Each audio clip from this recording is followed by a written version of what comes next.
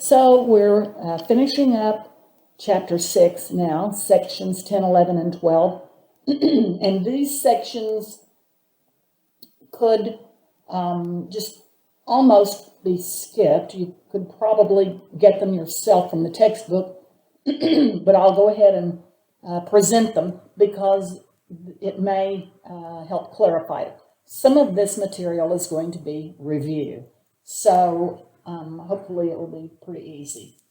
So we're going to be discussing the arrows and rearrangements here, which you actually already had. So drawing curved arrows. A curved arrow starts on a pair of electrons, a shared pair or a lone pair, and it points at a carbon that is partially positive charged here, or it points at an atom that is bearing a partial positive or a full positive charge in order to do the reaction. So here, this O minus is displacing Cl minus. That's the way you can think of it. So this one is drawn incorrectly. Well, a lot of their arrows are drawn incorrectly because this arrow, it's showing it starting at carbon. It needs to be starting at the pair of electrons involved in the carbon-chlorine bond. So yes, this reaction is incorrect as shown. So more on drawing curved arrows. So it shows either the formation of a bond or the formation of a lone pair. So here it's forming a bond, here it's forming a lone pair. That's more or less redundant, I think. The head of the curved arrow can never show formation of more than 4 bonds at carbon. Carbon will have 4 bonds, not 5. So you can't draw this. This would be incorrect. Now, the problem is here, it's not showing chloride departing. If it showed the chloride departing, this would be okay. So the problem is this needs another arrow in here. So this will need to show one of the 4 NLAR reactions or rearrangements that we've described earlier in the last lecture that nucleophiles undergo. So here, this is nucleophilic attack and loss of a leaving group. This one is wrong because the pair of electrons here is pointing at a carbon that already has 4 bonds, 1, 2, and then you don't see the 2 CH bonds. So you can't have carbon with 5 bonds, and there's no leaving group on that carbon. So that's impossible. Carbocation rearrangements. The hydride and methyl shift will only occur if you form a more stable carbocation. Here, this is a secondary carbocation. Could it rearrange? Well, you could migrate a CH bond here, do a 1,2 hydride shift. That would give you another secondary carbocation. Here, you could migrate a CH, or you could migrate a methyl, but that would still, if you migrate methyl, that will still just give you a secondary carbocation. But if you migrate the CH bond, if you do a 1,2 hydride shift, then this could be a tertiary carbocation. So you'll always have to you'll have to be thinking about, are you going to get a rearrangement of the carbon skeleton? That's what this is, a rearrangement of the carbon skeleton. That's what the 1,2 methyl shift is. And the 1,2 hydride shift is also because it's moving the positive charge around. So it will enable a new functional group to come in at a different position. And so that becomes very important.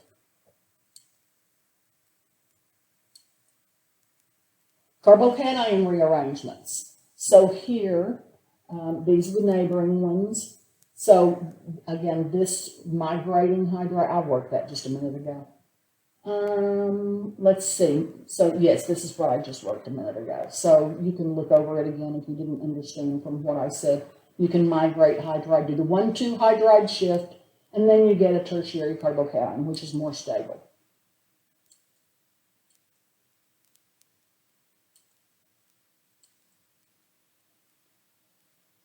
Tertiary carbocations will not rearrange unless you can involve some sort of resonance stabilization.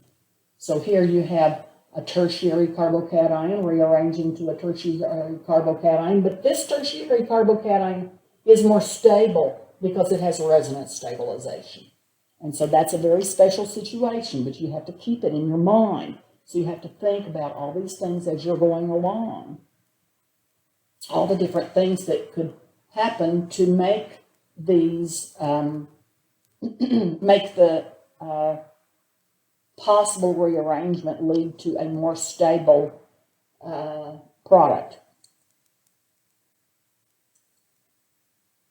Reversible and irreversible reaction arrows. So remember, this is what I drew for you in the very first video that I made. Remember, I showed you the reversible reaction. These are equilibrium arrows, and it doesn't matter if they're single barbed or double barbed. Here, this shows an irreversible reaction. Okay? This, very often, you'll have a reversible reaction if it just involves a proton transfer. Here, this is not just a proton transfer. This has formed a carbon-carbon bond, loss of bromide, you form a new carbon-carbon bond.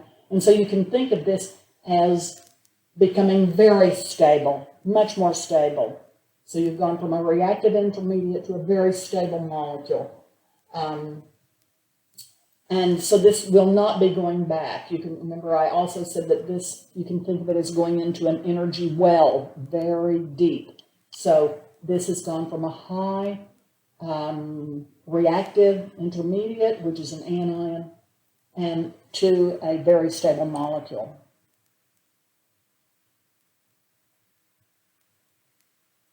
Here, now, this is, you have attack by water. You formed an oxygen-carbon bond. Oxygen is bearing a positive charge. However, this is a great leaving group because it can come off as a neutral molecule. Anytime you have a group that can depart as a neutral molecule, it's a good leaving group. And so, this reaction will be reversible.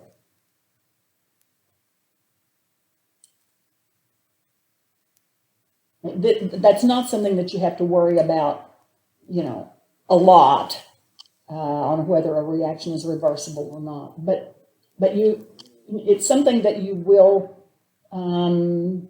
gather with experience as you go along, these ideas. But you need to be thinking in that direction. There's a lot to remember here. If the attacking nucleophile is a poor leaving group, like Me-, methyl anion, when it attacks, this is going to be a bad leaving group. Okay, so you don't even have to think about whether or not this is going to come off. It won't. Okay, so the reverse reaction does not occur. So this is not drawn as an equilibrium. Let's go back before. See how it's drawn as an equilibrium?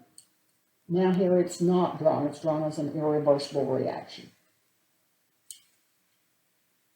Reversible and irreversible reaction arrows. So here you've got a good leaving group. Notice this is a reversible arrows. This is getting at the arrows that I showed you in that very first video. The difference was that I showed them all to you on one page, and here they're being strung out across different slides. But you're seeing a little more explanation of when these are used. So now here you see a carbon anion is plucking a proton off of water, and you're going to, this is butane. Okay, so you have to consider, well, which one is more acidic, butane or water? And so, butane isn't acidic at all. And so this reaction is not, even though it's basically an acid-base reaction, it's not considered reversible. However, here, you've got what is going to become an alcohol. So you've got an alkoxide plucking that proton off. And an alcohol has a pKa of 18, not 50. And so the alcohol is much more acidic. And so this is drawn as a reversible reaction. So these are two entirely different situations because of the acidities of the products. Carbocation rearrangements are generally irreversible because of the energy difference. You've gone from a secondary carbocation to a tertiary carbocation. So, you're not going to go energetically uphill by putting the proton back or putting H minus, the hydride, back to its originating position.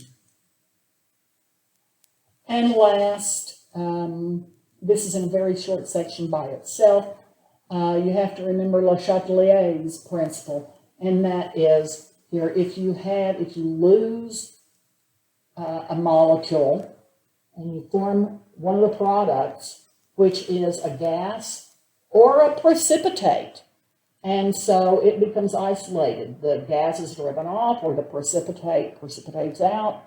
That can drive the reaction to completion. And so you can consider it an irreversible reaction. You can't get the gas back in the solution. And the precipitate will sit in the bottom and not go up into solution where it could react with any of the reactants. So that's the end of chapter 4. And I hope that if you have questions, you'll be willing to ask them during our Q&A in our class meeting.